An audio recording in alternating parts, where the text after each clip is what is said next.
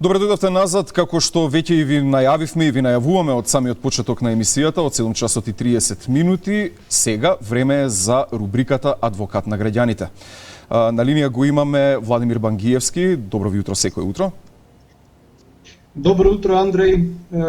Добро утро и на вас, добро утро на Ана, добро утро на гледачите на Алфа телевизија. Навистина ми е задоволство и во овие вонредни околности да бидам гостин во вашата емисија и се надевам дека ќе одговорам на прашањата на вашите гледачи, така што со задоволство би можеле да се дружиме во наредните 40 минути.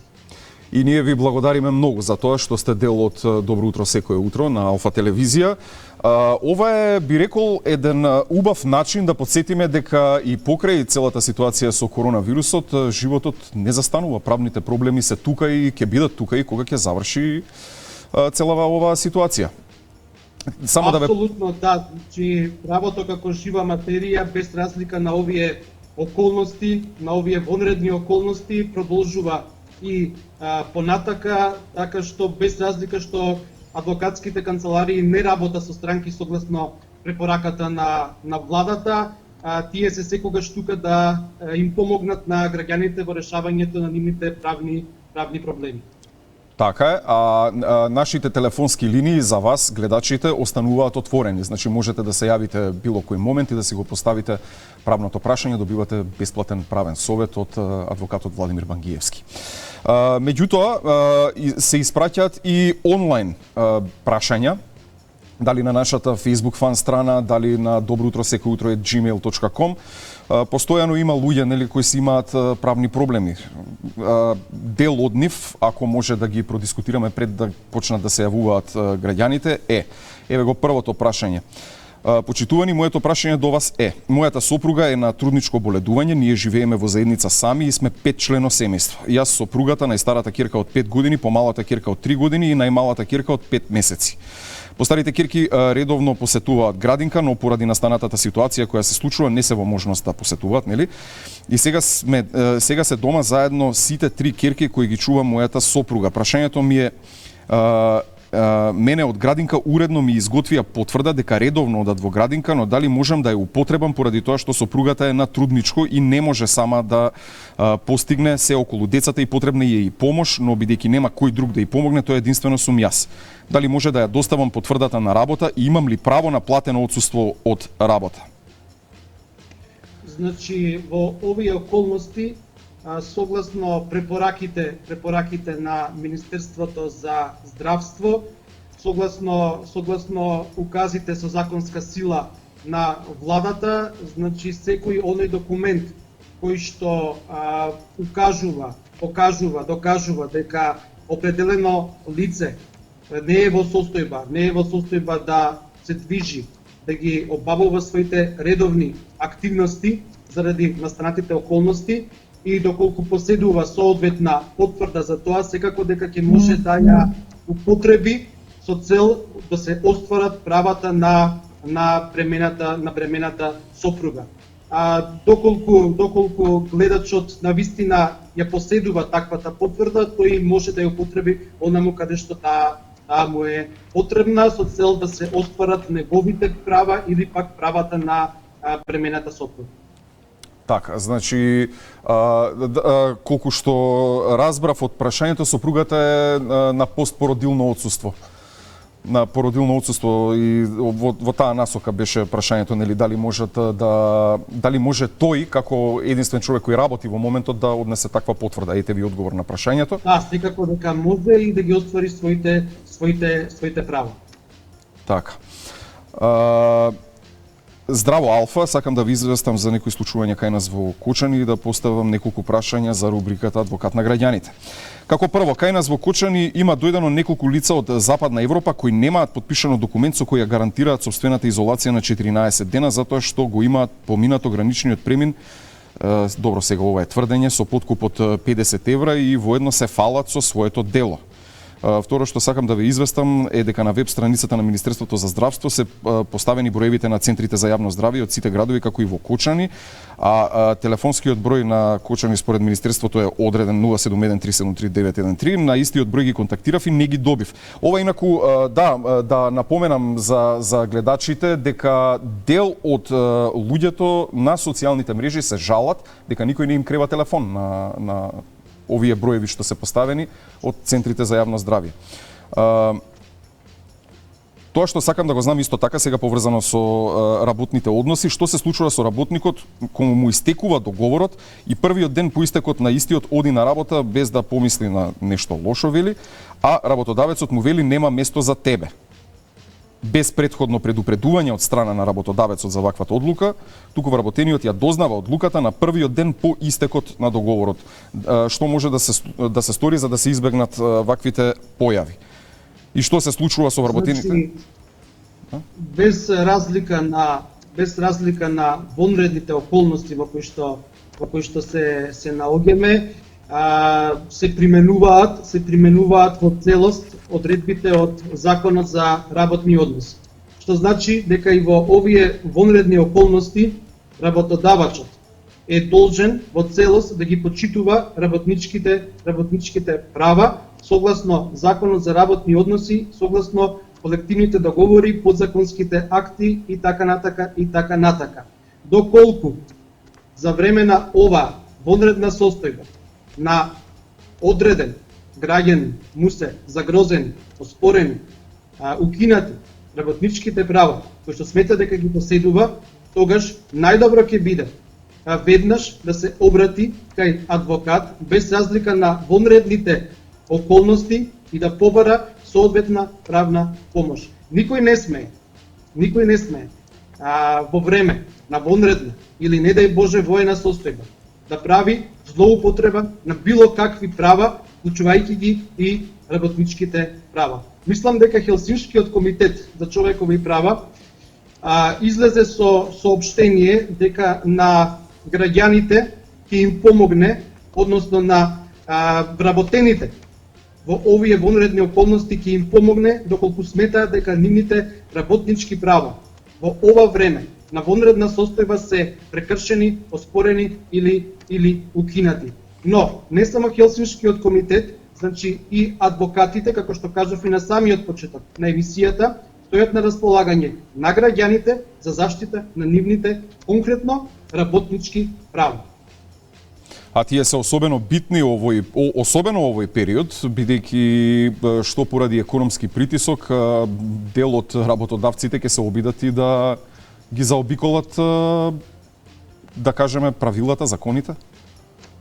Значи, економскиот притисок неспорно дека постои и владата во континуитет, барем од тоа што можеме да слушнеме, се обидува да ги амортизира сите економски проблеми кои што се појавуваат заради ситуацијата која што е настаната. Но едно е економскиот притисок, друго е искористување на вонредната состојба со цел да се злоупотребат определени работнички, граѓански или било какви права. Значи тука не станува збор веќе за оправданост или неоправданост на определени мерки на работодавачите. Тука станува збор за тоа дали навистина економски е неопходно, да речеме, да се отпуштат определен број на работници заради зачувување на деловниот потфат на работодавачот. Така. Имаме и гледач на линија. Добро утро, секој утро кому? Повелете, јас имам прашање до адвокатот. Повелете. До сега имам судска забрана од извршител на 5000 денари. Дали во оваа ситуација сега, кога ја добијам понеделник пензијата, пак ќе ми задржат судска забрана? Во ред. Да, бидете само на линија, не се гасете. Дали го слушнавте прашањето?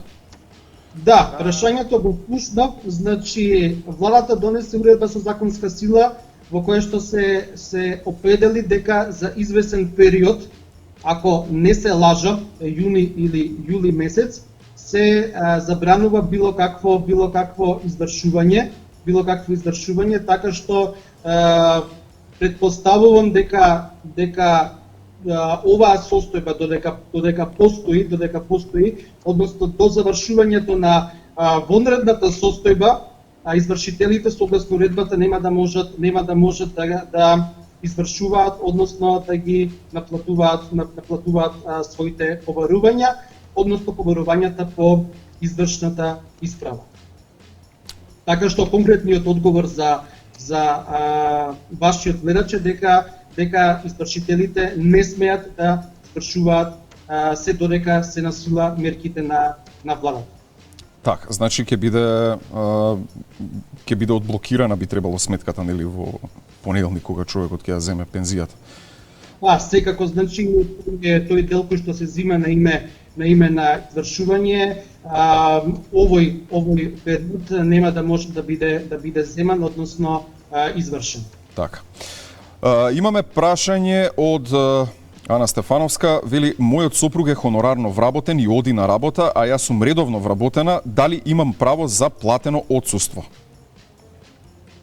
Значи секако дека има право за платено отсуство по Законот за работни односи, без разлика на состојбата, тие одредби не се ставени вон сила од Законот за работни односи, така што сите права кои што постојат во однос на одморите и отсуствата, работниците ќе може да си ги остварат.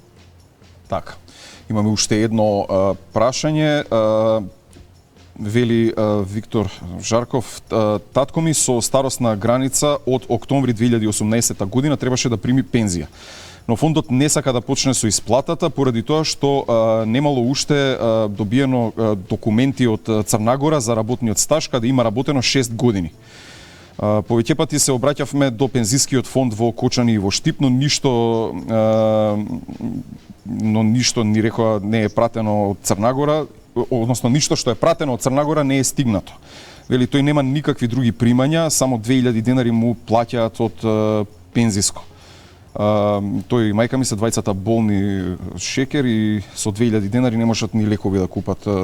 Што понатаму, каде да се обратам, прашува Виктор.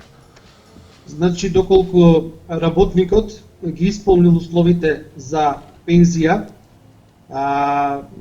кај нас, во нашата земја, тогаш Фондот за пензиско и инвалидско осигурување е должен да донесе решение за утврдување на правото на старосна пензија.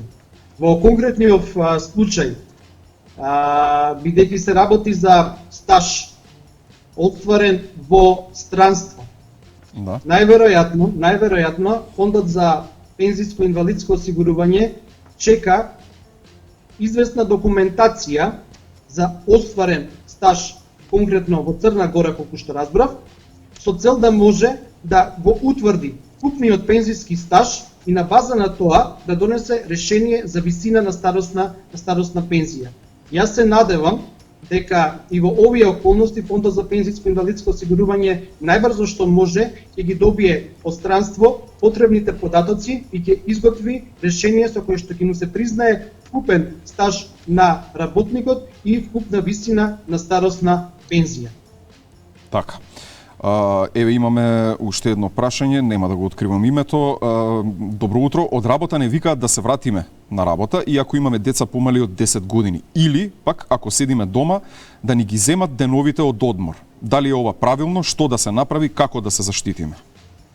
Не, значи основно е дека работниот процес не запира.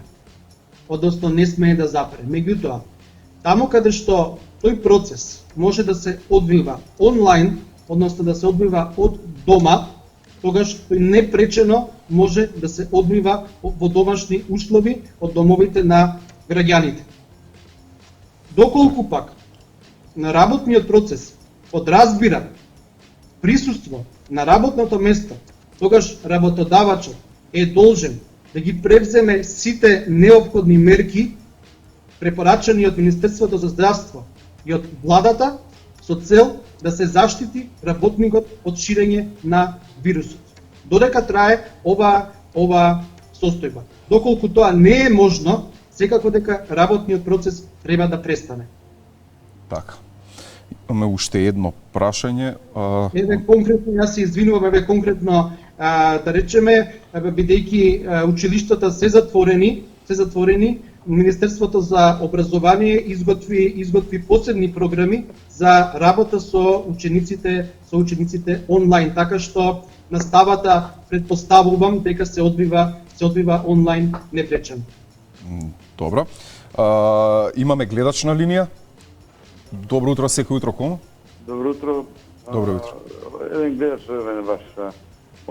Сакам да прашам, дали, например, ако владата донесе мерка за 14.500, а јас имам 3 малолетни деца и плаќам алиментација 7.500 и минимум сам. А јас им давам уште 3-4.000 плюс месечно, нели сега настава се води интернет, се плаќа ваната, мајка ми има минимална плата. Нели се навлегува во правата на граѓанинот, како јас да живеам после со преостанатите, да речем 4-5 како граѓанин, докаде може да навлегува државата или ајде да речем и Светската здравствена организација, затоа што моментално она сега ги носи фактички овие одредби, докаде може да навлегува во слободата на граѓанинот, значи што ако некому биде повредено правото, да речеме од органот, да речеме од некој организација работи или од некој друг орган, докаде и до кога, значи без разлика што карикираме или теоретски не се знае, може да трае и година дена, може две да трае. Од каде знаеме? Има и такви некои наговестувања. Има ли некој орган, например како што во другите држави, кој што се грижи за, а и сега ме интересира посебно за ова првото прашање, како јас да живеам со 5-6 хиляди без струја, без вода, или па треба да им се скрати на децата алиментацијата, се навлегува во правата на децата, или на мене ми се навлегува во минимум на средства за екзистенција. Друго е некој што има капитална страна, например, ова е спечел на непоштен начин, а јас цел живот работам често и поштено. Цел живот работам често, макар да сум на ударно место и никош не сум ништо злоупотребил. Сега, таквите луѓе треба да бидат казнети, а овие како некои од политичарите што направи макар со плати огромни, почувајќи од Заев, од Мицкоски, пари имаат, капитал, други некои раководни функции, од каде им имотот, како они мислат јас да ги гледам тие три деца малолетни со да речеме, или како јас, побитно и ова, како јас, за мене се да речеме така, ако јас не можам да ги гледам, кој ќе гледа моите деца? Државата ќе ми обезбеди, ќе го надополни тоа, или мене ќе ми надополни тој минимум од речеме од 6-7 илјади денари што ми престанува, мене ли ќе ми надополни тој минимум од ова, да речеме, минимална плата? Значи нешто многу, нема орган кој се грижи за правата на граѓаните. Ајде да слушнеме што ќе каже адвокатот. Дали го слушнавте прашањето? Прашањето не го слушнав добро, меѓутоа од тоа што слушнав, граѓанинот се жали на заштита на правата на граѓаните во време на вакви одредни околности, значи со намалувањето на платите во администрацијата зборуваме за 14.500 денари што ќе бидат намалени, тоа има 7.500 за алиментација плаќање. Тоа колку што јас сум информиран беше предлог сите плати на административните работници, вклучувајќи ги и избраните и именуваните функционери, да се намали на минимална плата од 14.500 денари. Меѓутоа, тоа беше предлог. Се уште нема официјална одлука на владата за такво намалување. Дали ќе има или ќе нема, останува да видиме, меѓутоа засега тој предлог за месеците април и мај да се даде минимална плата останува само како предлог и се уште таква одлука нема донесено на седница на влада. Во однос на заштитата на правата на граѓаните, јас уште еднаш ќе повторам дека адвокатите секогаш стојат на располагање на граѓаните и во вакви околности, односно во вакви услови, во целост да ги советуваат и да ги штитат нивните права доколку се тие загрозени, успорени, повредени и така натака. Значи уште еднаш апелирам до граѓаните, бидејќи постои сега доза и на страх, постои доза и на паника. Економскиот притисок си го прави своето врз секој од нас. Но тоа не значи дека граѓанинот и во вакви околности не е заштитен доколку смета дека определени негови права не се остваруваат согласно закон. Така. Имаме уште еден гледач на линија. Добро утро, секој утро кому? Ало? Да, повелете. Добар ден. Видете, ние имаме едно прашање до адвокатот. 10 години имаме стан во Скопје, иначе немаме парно. Сега за прв пат ни стигнува фактура од БЕК од 680 денари да плаќаме поради моќност, бидејќи некој во нашата зграда, еден во нашиот влез, се приклучил на парно. Каде треба да се обратам ја, пошто ние живееме со инвалидска пензија и не сме во можност да плаќаме за некој да се грее на парно. И дали се во право, досега не сме информирани, не сме побарани од куќниот совет да бидеме прашани дали сакаме да бидеме приклучени на парно. За прв пат сега ни стигнува сметка од 680 денари моќност на парно да плаќаме. Дали тоа е во ред? Ви благодарам на прашањето. Го слушнате прашањето? Да, го слушам прашањето. Значи, првично се работи за спорна сметка од испорачувачот на топлинската енергија, односно од страна на БЕК, како испорачувач на топлинска енергија, ги упатувам граѓаните, односно ја упатувам гледачката, доколку смета дека фактурата за определен месец е спорна на било кој начин, тогаш најпрво да се обрати до БЕК и истата да ја рекламира. Доколку не успее во тоа, претпоставувам дека понатака БЕК ќе се опиде на присилен начин да ја наплати паричната обврска. Значи мора брзо да се реагира. Да, дефинитивно да се реагира таму од каде што е издадена фактурата, доколку тоа не успее, тогаш претпоставувам дека БЕК ќе се обиде преку нотарски платен налог да бара донесување на решение за издавање на нотарски платен налог, на кој што граѓанинот има право на приговор, и понатака во соодветна судска постапка по однос на приговорот на нотарскиот платен налог има право да ја докажува неоснованоста на издадената фактура или неоснованоста на висината на издадената фактура. Но во секој случај, бидејќи е спорна или самата фактура или пак висината на фактурата, најдобро е гледачката да се обрати до БЕК и да ја рекламира истата, па согласно успехот понатака ќе може самата да види дали има основа да ја плати истата или пак нема никаква основа. Така, дали, например, би имало, бидејќи како што кажа самата гледачка, дека само еден се приклучил на парно грејење, тоа претпоставувам дека значи дека им стигнале сметки на повеќе на станари во таа зграда. Дали би имало поголем ефект доколку се обединат? Како што беше и случајот со Европскиот суд за човекови права во Страсбург, каде беа оспорени оние паушали за грејење што треба да ги плаќаат граѓаните кои не се греат и го добија тој спор, впрочем. Видете, значи бројот на граѓани кои што реагираат за определено право не влијае на самото право. Тоа значи дека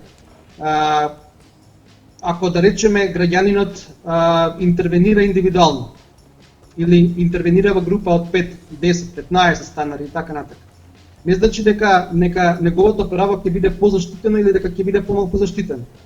Некој од нив во таа група на граѓани можеби навистина е во право и ќе успее во приговорите, меѓутоа можеби некој од нив, без разлика што е во група со други граѓани, нема да успее затоа што едноставно неговата ситуација е таква да не го оправдува неплаќањето на сметката или пак на висината на самата сметка. Сметам дека граѓаните погрешно сметаат дека доколку се групираат во групи и поднесуваат тужби во групи, дека повеќе ќе успеат. Не, навистина не, затоа што во било која постапка се цени фактичката и правната состојба. За некој таа може да биде позитивна, односно оправдувачка, за некој може да биде неоправдувачка.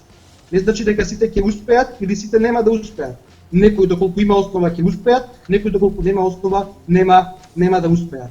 Добро, имаме уште еден гледач на линија. Добро утро, секој утро кому? Добро ден, од Гевгелија. Повелете. Од Гевгелија. Добро, повелете.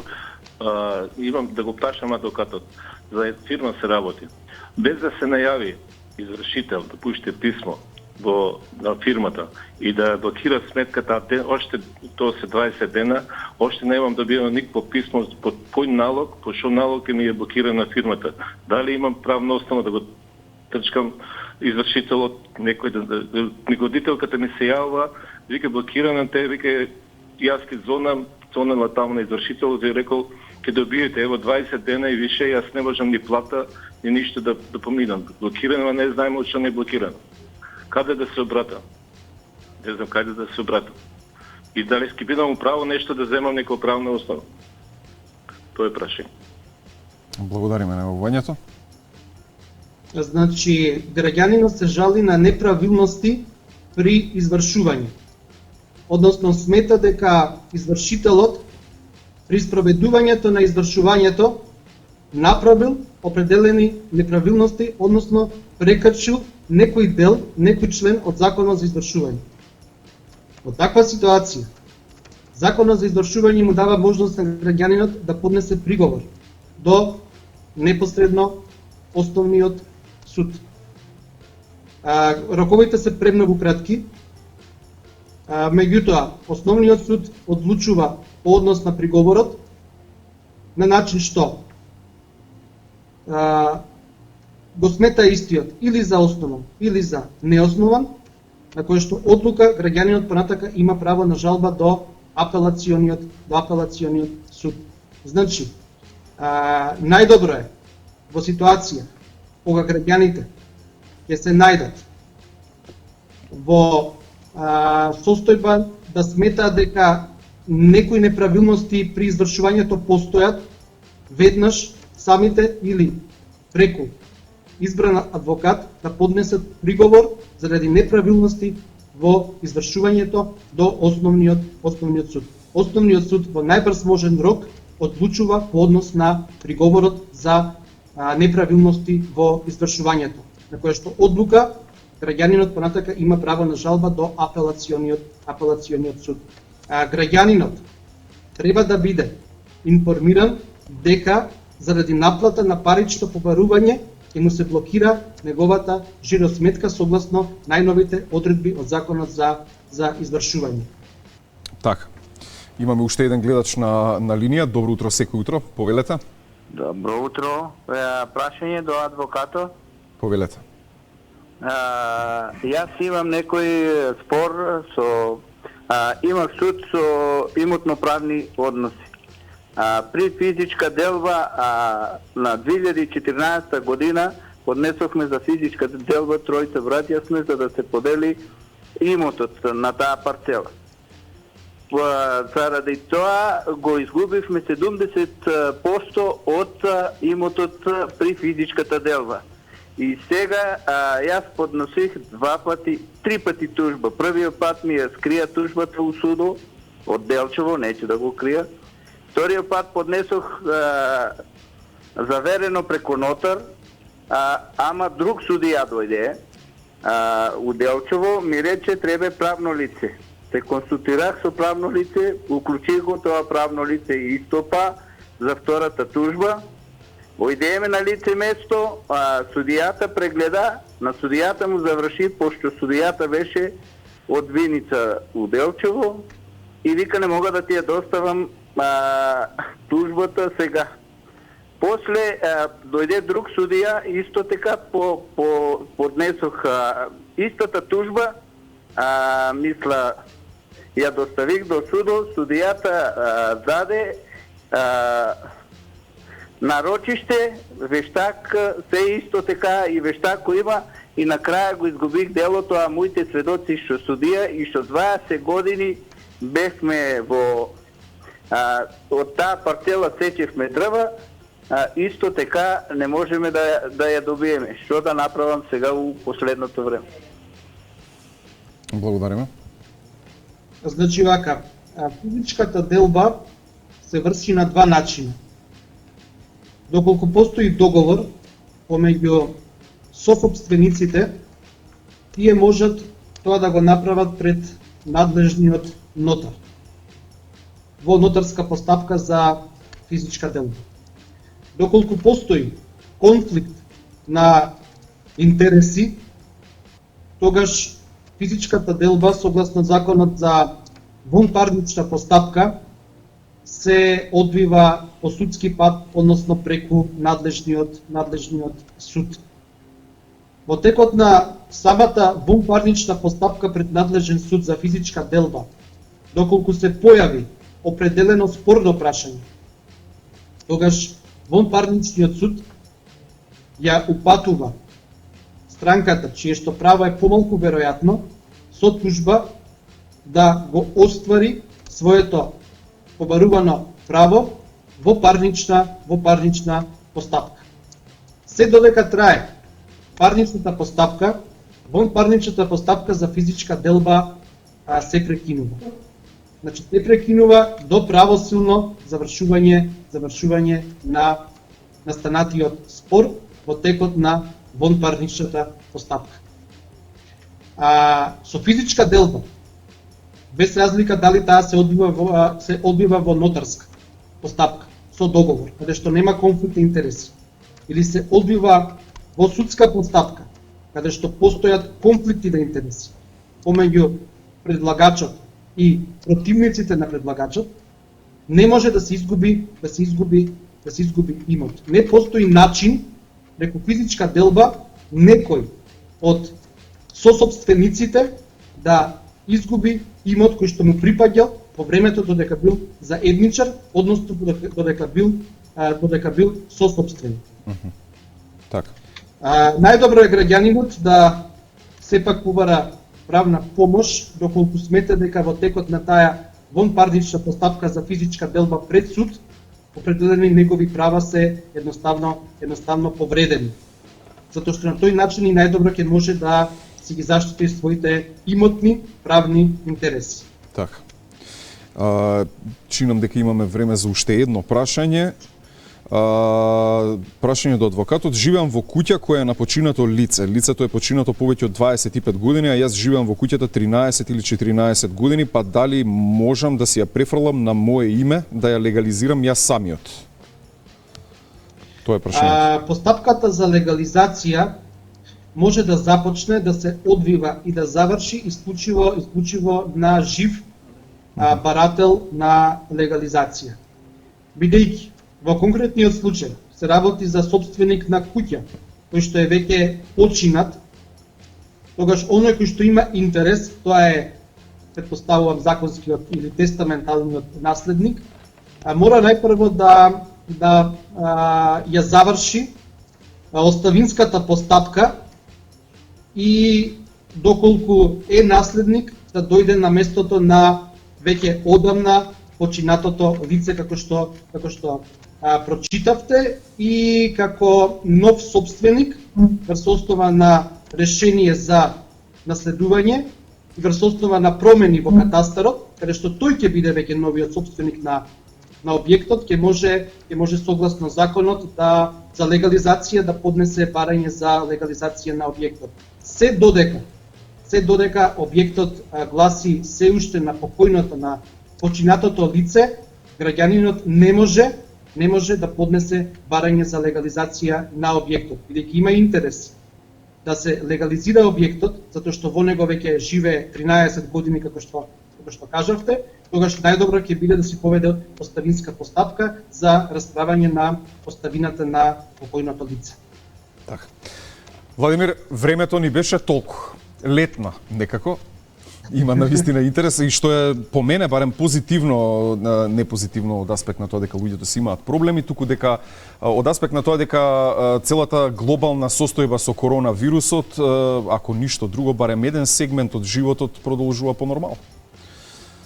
Апсолутно да, јас уште еднаш ви благодарам за оваа линковска врска во вакви околности во кои што се наоѓаме. Ви посакувам вам, на сите во студиото и во Алфа телевизија, како и на сите граѓани, добро здравје и што побрзо да заврши оваа ситуација.